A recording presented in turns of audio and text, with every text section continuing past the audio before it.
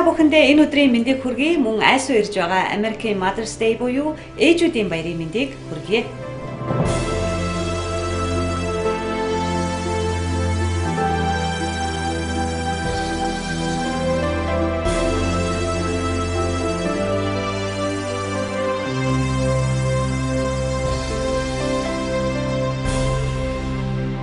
Өмнөх дугаараараа бид Америкийн монголч эрдэмтэд бүхий кино группийн монгол уран бүтээлчтэй хамтран 42 жилийн өмнө бүтээсэн киног үзүүлсэн.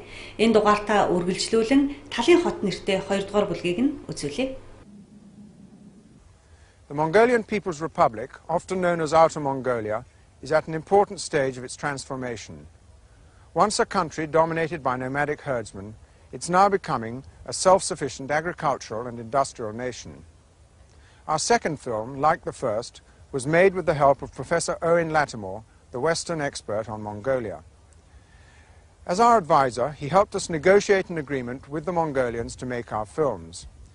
This agreement made it clear that whilst we could use our own cameraman and sound recordist, we would always be accompanied by an interpreter and a television organizer who would supervise both the subject matter and the shots we took. Since we were the first Western television team to be allowed into Mongolia to make films, the Mongolian side was extremely anxious that we should present the best possible image of their country. This film was the result of 2 journeys we made with Professor Lattimore, the first in the summer of 1974 and the second in the following winter. The Mongolian People's Republic began with the revolution of 1921. The population is a little less than 1.5 million, of whom a quarter live in the capital city of Ulaanbaatar.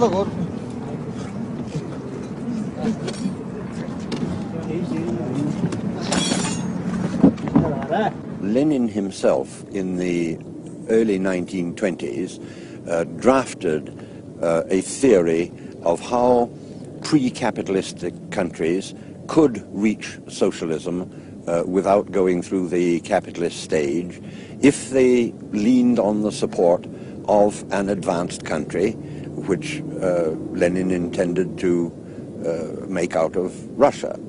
And there was an interview between Lenin and some Mongol representatives in which he spoke of the methods by which this theory could be specifically applied to Mongolia. And for more than 50 years, the Mongols have followed that course. They're extremely proud of it, that they are the oldest example of this Leninist theory.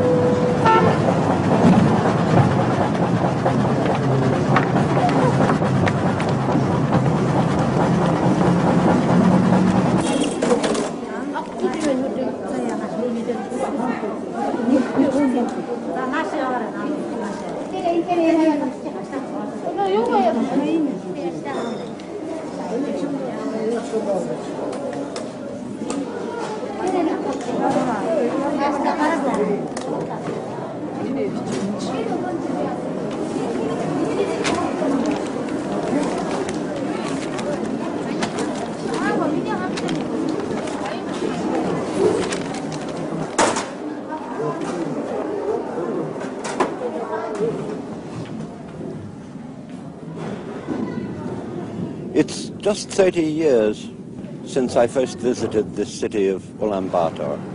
That was in 1944 during the war, and almost none of the modern buildings you see today were here at that time. The reason for a city here at all is historically very interesting. The old name that you find in the travel books is Urga, which is a foreign mispronunciation of a Mongol word meaning residence. It was because it was the residence of the greatest of the so-called living Buddhas of Mongolia. Now, as with all the other great monasteries, as soon as there was a fixed center, a small Chinese trading settlement grew up close to it. The church, in fact, could be called a kind of clerical feudalism. It owned lands, it owned herds and flocks, and these were tended for the temple monasteries by serfs who were bound to the land, were not allowed to leave the jurisdiction of the church. Consequently, when Mongolia attempted and achieved a partial independence in 1911, and finally achieved real independence in the revolution of 1921, the question of church and state became extremely important. The Mongols moved in a way curiously similar to that of Henry VIII in England. That is, instead of suppressing religion as such, they expropriated the monastery lands, and the church, once it was impoverished, had no more power.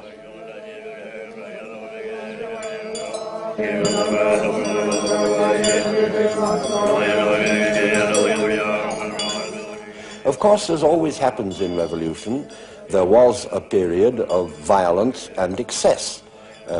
One has only to look at the old abbeys of England to realize the similar cultural loss to England from similar policies. But as things are now, there is one monastery still functioning in Ulaanbaatar and, remarkable to note, maintained by state subsidy.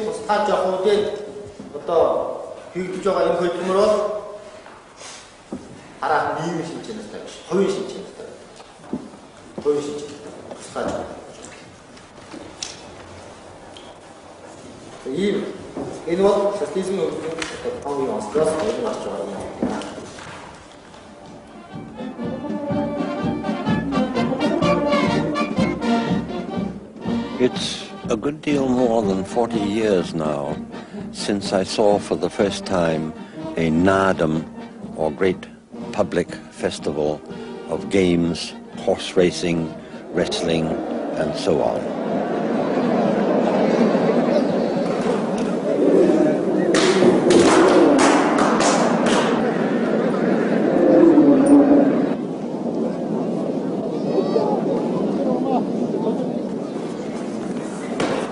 The continuation of these traditions transformed into celebrations of anniversaries of the Republic, anniversaries of the Revolution, is a most interesting aspect of Mongol life today.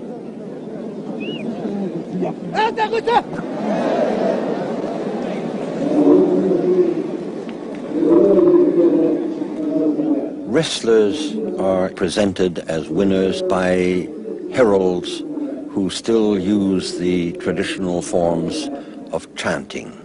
There is a particular kind of singing that is supposed to encourage and strengthen the spirit of the horse before the child riders go out to start the race.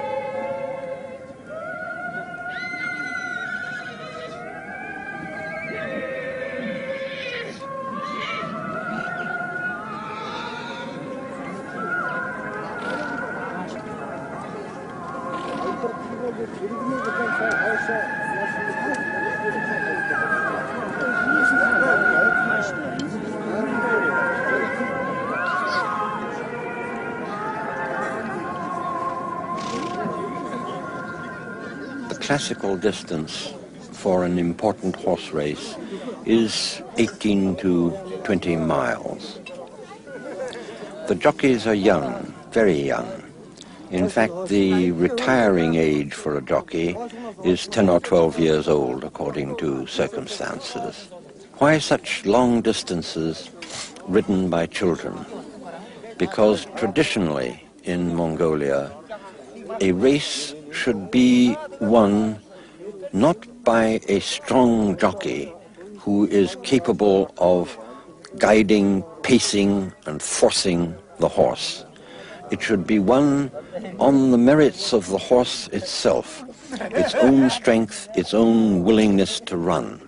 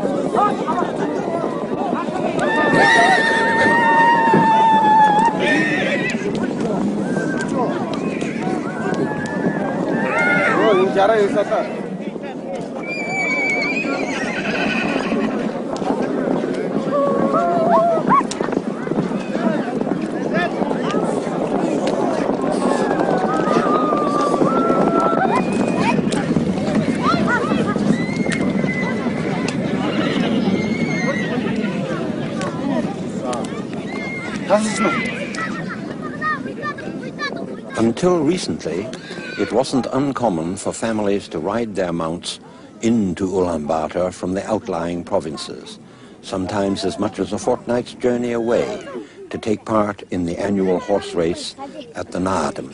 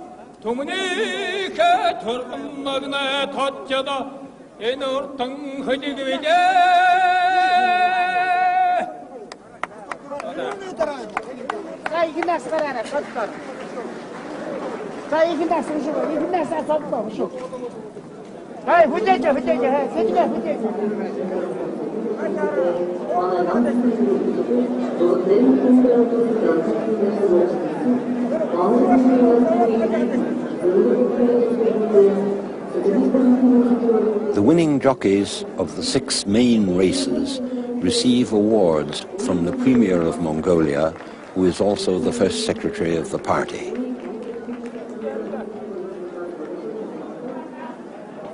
This year, the winner of the most important national race was ridden by a 7-year-old girl.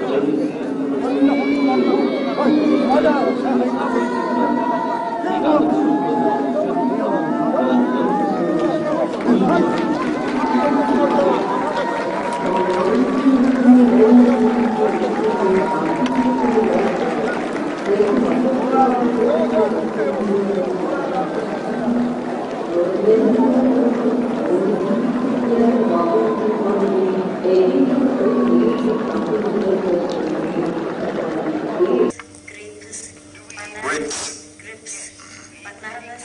Bananas and Oranges. What kind of berries do we grow in our orchard? Yes. We grow Strawberries. strawberries, gooseberries, Gooseberries. raspberries, Raspberries. like carrots, leaf carrots, and Yes. carrots. Stop. Stop. We usually boil veggies. Chicken butter. What color are apples? Red, yellow, and green. Yellow. A banana is yellow. What color are What color? grapes? They are green, yellow, red, blue, or black. Black, yes. Do we eat fish? Yes. We eat many kinds of fish. What? Ready to fish? What? What? You listen to me? What? Repeat. Second. We usually boil vegetables. Vegetables. Vegetables. Yes. Do you like boiled meat? Yes, but I like Roast meat. roast meat better. Better. Englishmen like fried potatoes very much. Yes. They call them chips. Englishmen often Often. often Often eat. often eat fish and chips. Chips.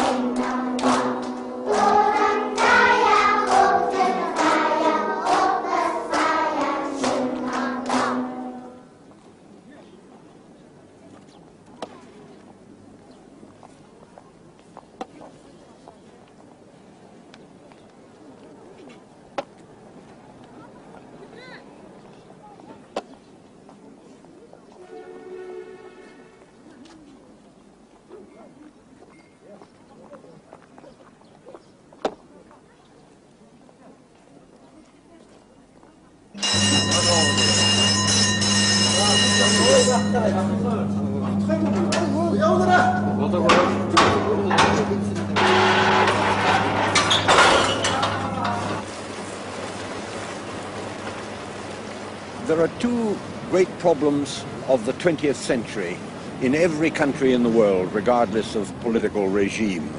One is bureaucracy and one is urbanism. Here in a country of less than 1.5 million people, in a land that is as big as all Western Europe put together, some 20% of the total population is grouped here at Ulaanbaatar. It is not only the political capital of the country, but the industrial capital.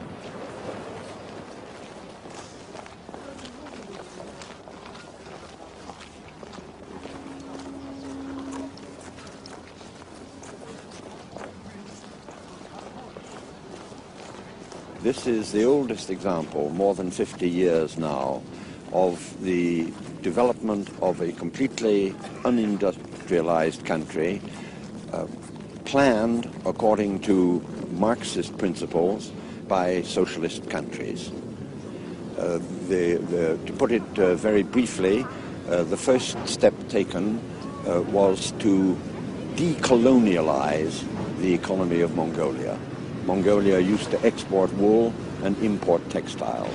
It exported raw, untanned hides and imported leather, boots and shoes and so on. Today there is an enormous boot and shoe and leather combine with shoemaking equipment from Czechoslovakia.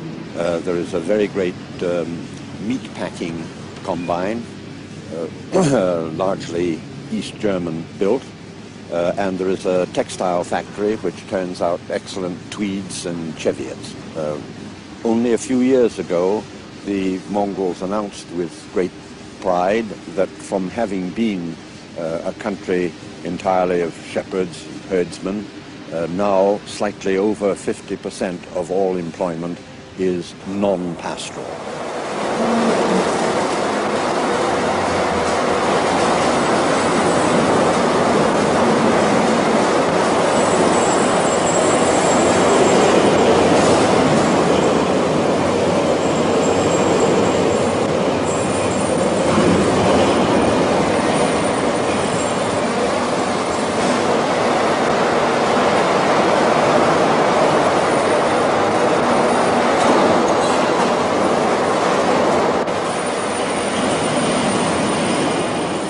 The state sets a general plan. This comes down to each factory and is adapted for their particular requirements. But then different units will say, we think if we organize our work properly, we could do 2% or 5% better than the plan. Awards to individuals are never made simply on the basis of one man or woman who by concentrated individual skill produces more than any other individual. When we find such an award being made, it is always the result of a previous discussion in which the unit has decided that it is this individual contribution to our collective interest which has benefited us all, and this should be recognized.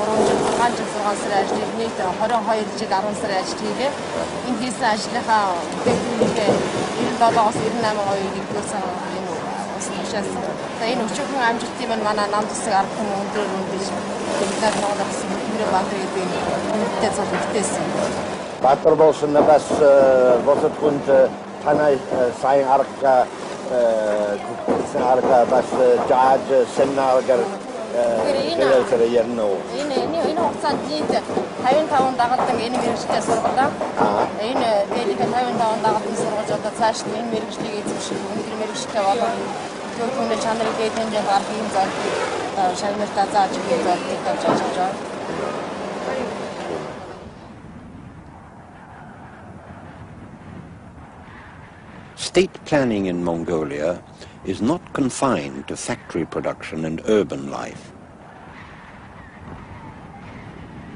In the countryside, the unit of production is the nigdal, or collective, and each nigdal has a committee which interprets state directives and tries to relate wider developments to local experience and needs. Нэгдсэн үндэсний байгууллагаас 1975 оныг олон улсын эмэгтэйчүүдийн жил болгохоор шийдвэрлсэн юм. Манай эх орон бүгд найрамд Монгол улс түүний засгийн газар энэ шийдвэрийг маш их баяртайгаар хүлээж авсан юм. Ингээд энэ ажлыг эрхлэх засгийн газрын комиссийг сайд нарын зөвлөлийн орлогт дарга нөхөр тэгмээр толгойлуулан байгуулсан юм. Эрхчлөө нэгдлийн зөвлөлийн тэргүүлэгчдийн өнөөдрийн энэ хурлаар малчин эмэгтэйчүүдийн чуулга уулзалт зөвлөгөн хийх тухай энэ асуудлыг хэлцгээе. За энэ асуудал өнөөдрийн тэргүүлэгчдийн хурлаар хэлцгээд хэлцэх нь зүйтэй байна уу? Зүйтэй байна.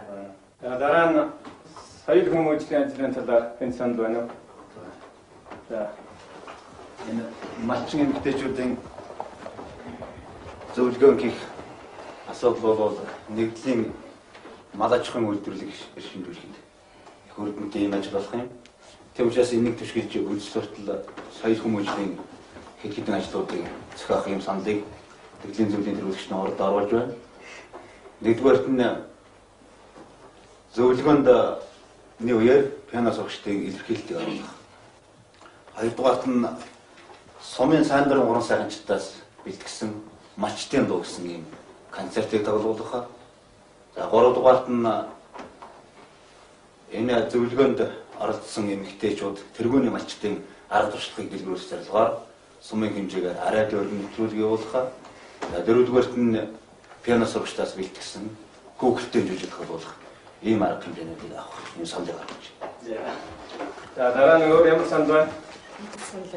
За 1973 онд мал аж ахуйн үйлдвэрлэлд зарласан социалист дурлалдаанд шалгарсан малчин эмэгтэйчүүдийг шагнаж урамшуулах санал оруулж байна. Үүнд уралдааны уулзалт зааснаар 3 зэрэг тогтоож 1-р зэргийн шагналаар хончин 15, ямаачин 30, үхэрчин 5, тэмээчин 3, адуучин 2, 2-р зэргийн шагналаар хончин 20, ямаачин 30, тэмээчин 4, үхэрчин 2, адуучин 1, 3-р зэргийн шагналаар хончин 25, ямаачин 33, үхэрчин 9, тэмээчин. It is the Nigdal Committee which coordinates the work of the Nigdal or rural collective. For example, it may be foreseen that there will be a need for extra fodder supplies for a number of outlying camps in the hardest season of the winter and early spring. This distribution of extra fodder is the master key to the prosperity of the herding economy in Mongolia today. In the old years, the prosperity was erratic. There could be a good year followed by a succession of hard years or even disastrous years, because the climate is uncertain enough so that sometimes, especially in late winter or early spring, the lambing season, when there would be blizzards, the losses of livestock could be simply colossal.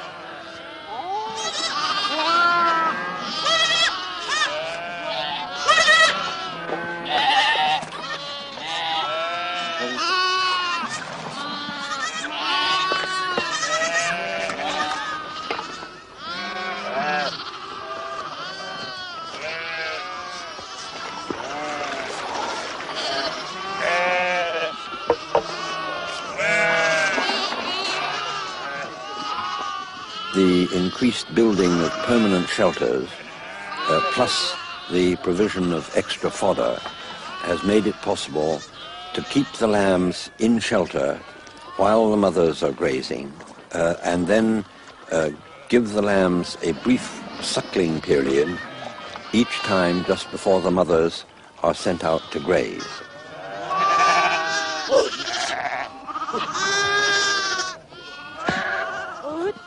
But this provision of shelter, along with the provision of emergency winter fodder, these are the two things that are transforming the pasture methods of the Mongols from the old nomadic frequent shifting of camps to the new ranching type, where you have a permanent center for each family or group of families.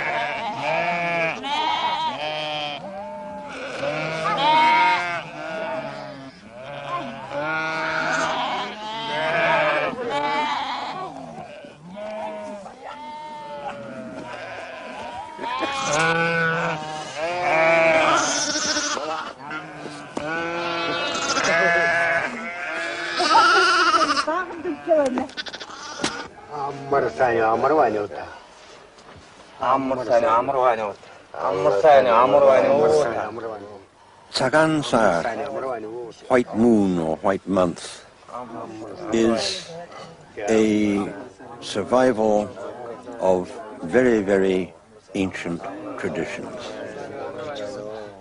It is based on the lunar New Year.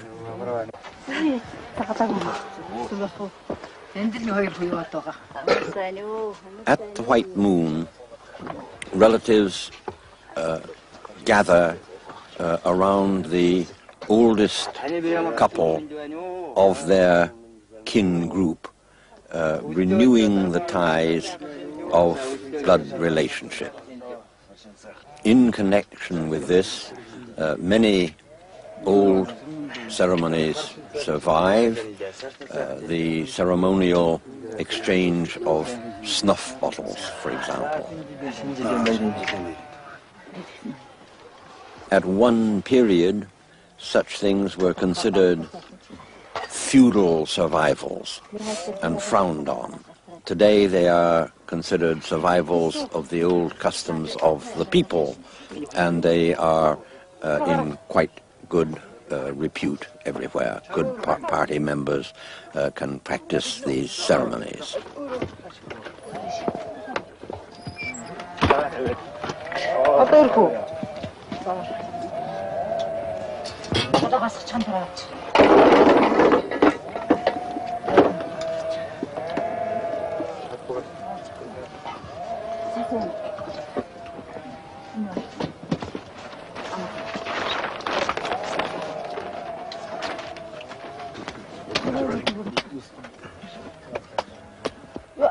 A city man with his small family who does not celebrate the Tsagansar with any large group will speak sentimentally of the Tsagansar out in the countryside.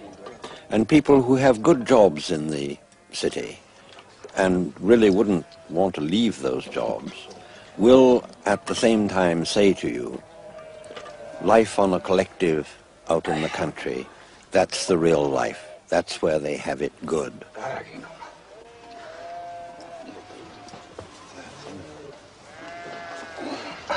Хараад гэдэг. За.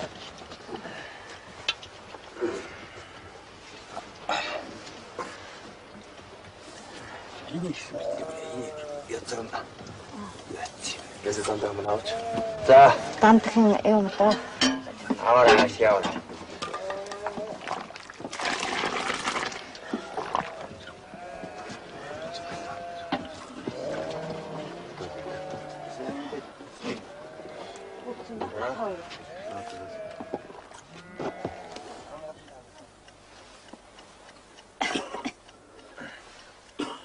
Зэ бэгрийн удам говь нь бэлчээр усан хосолсон баян сөргөн бэлчсэн бахтай сайхан нутаг юм. Уулсын нарай сэрвгэр цэнкэр, усны долгоо эрвгэр цэнкэр, улирлын хавар зэрэглээ цэнкэр, усан суугийн өнгөн цэнкэр, мянган алимын намартаан шаргал, мянцсан тарайн найгахтаан шаргал, өвсөн нурган өндөр шаргал, өргөн талын өнгөн шаргал, бурхан буудан оргилын цагаан, буурал бэгрийн хаалган цагаан, буудал төвийн барилган цагаан, буянтай ардын сэтгэлэн цагаан, эргчлөө төгс нэгдэл, эгэл бидний төрлөх нэгдэл, араажуу хоолой манай тухай алтан дэлхийд ярьж байдаг, баатар даргатай сайтар үйлстэй баян нэгдэл гэдэл зарлаж байдаг. Дарсны намтыг даамай гэдэл, нэрсний намтыг нэмүү гэдэл, эрсэн очсонд зочломтой гэдэл, осон гарсанд баясалтай гэдэл, оргилсан ажилтай, бургилсан устай, зоргилсан үүсэлтэй, доргилсан көгжилтэй, голын усыг өөрчилж зөөгöd голдрол суугаар урсгаж байдаг, горгүй сөрхий улс шүү гэдэг гомдлогүйгээр шагнуулж явдаг. Эргчлөө төгс нэгдэл, эгэл бидний төрлөх нэгдэл, мэргэн намын сургаалд мэдлэг оюун цэцгэлж, ачтай засгийн халамжинд амьдрал жаргал нь бадарсан, көдлөмөр алдрын цуутнууд олонтой, көгжил соёлын авьяаснууд өрвөнтэй, хожмын алдрын замн гэрэлтэй, хотол даяар нэрн гэгээтэй, эрдэм ажлын гавьяатантай юм байна, инх хөдлөмөрийн гашгайчтай юм байна. Өргөлж дээшэн өөдлөн цэцгэлж, үйлс бүтээлээрэн дээдлэн жаргахын, өлзий хутаг төгс өрөөлийг үнэн сэтгэлийн төв дундаас өргөн барьж айлтхан дэвшүүлье.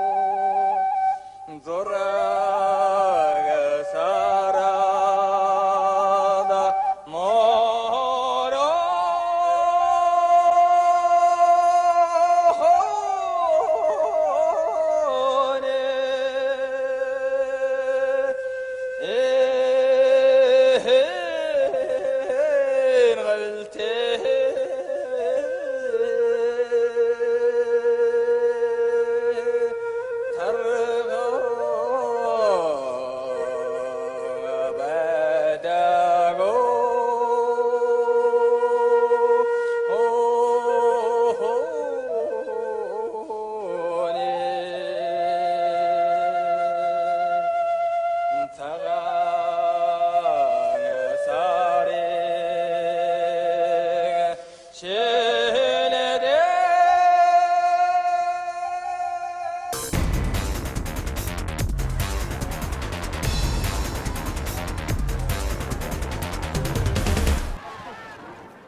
нэвтрүүлгийг анхаар үзэж байгаад баярлалаа. Америк нэгдсэн улсад жил бүрийн 5 дугаар сарын 2 дахь нэм гарагт ээжүүдийн өдрийг тэмдэглэдэг уламжлалтай. Хамгийн гэгээлэг эрхэм сайхан баяруудын нэг болох ээжүүдийн өдрийг тохиолдуулан Америк нэгдсэн улс дахь Монгол телевизийн үзэгч дэмжигчдэд баярын мэндийг дахин хүргэж байна.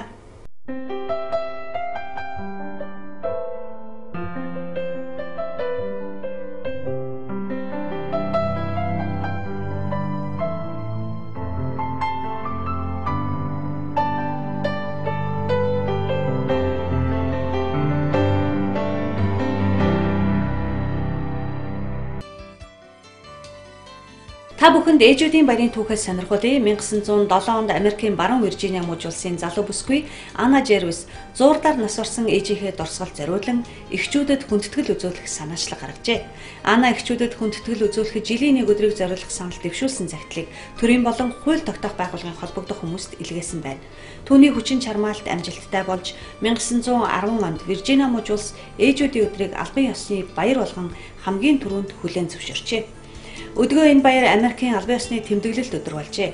Mother's Day ээжүүдийн өдрөөр ээжүүдэд хүндэтгэл үзүүлдэг бөгөөд үр хүүхдүүд нь ээжигээ баярлуулж баярын мэндчилгээ дэвшүүлэн бэлэг бэлгэлэхээс гадна хамгийн чухал нь чин сэтгэлийн үгээ ээжтэй хэлдэг өдөр юм.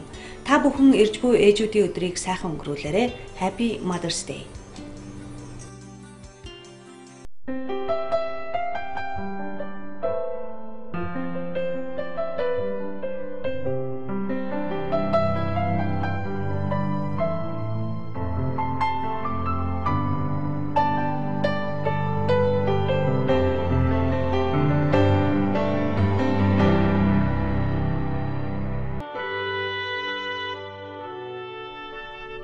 Тэнгэрт мандах нарнаас ч халуун илчтэй. Тэр тэд гялалцах оддоос ч тод гэрэлтдэг. Тэвэр дүүрэн цагаахан хайраар хураалсан тэнгэрлэг нэгэн Монгол үгсгүй миний ээж. Ажил хийж намайг хооллох гээд яах вэ? Аяархан ч гисэн зэмлээд өгвөл тэр чин хоол. Аягтай цагаан надад дээжлээд яах вэ? Аажуу тайван өөрөө л удаа. Тэгвэл би цадна. Энэ л бүх амьдралаа үрийнхэн төлөө золсон ижим нь та одоо жаргаж амьдр. Эргэх дөрвөн улирлыг анзаараагүй юм шиг өнгөрөө.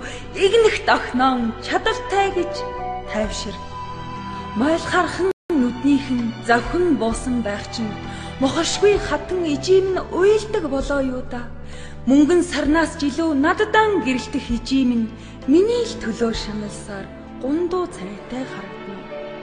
Урд хархан гизгнээс тань ширхэг унахад харин уянгалаг цээл хоолой тань цахиртаж суул хизүү уужуу тайван сэтгэл нь давчтаж явбал яанам уран зураг шиг ижим хөгшөрч байвал яанам сүмбэн цагаан хурууд нь мойж урчигээд байх чинь сүүгэн өргөдөг ижим султаж ядраа юм уу да сүдэр дайжих хайранд нь өдий болсон юмсан сүмих үрийн гэгээг тань руугаа л төрүүлж тусгахсан. Өнгийн цэцгэс хүртэл сүрэн дарагдаж харагддаг. Үнний алтан судар ээжийн нуруу бүгтийгөө юу үйл заяаны уртад үрдэн л хатах сүүн гол минь үзэгслэн гоог би зөвхөн таниасаа л олж хардаг. Шүүдэр цуглуулж агтай цагаар ундаалаагүйч шүлгэн цацал өргөж танийхаа л төлөө залбирая. Үгэн сувраг босгоод үүдэнд нь би сөхөрч мөргий. Өөдөсгөн жаахан ээжийг нь л өн удаан наслуулаач.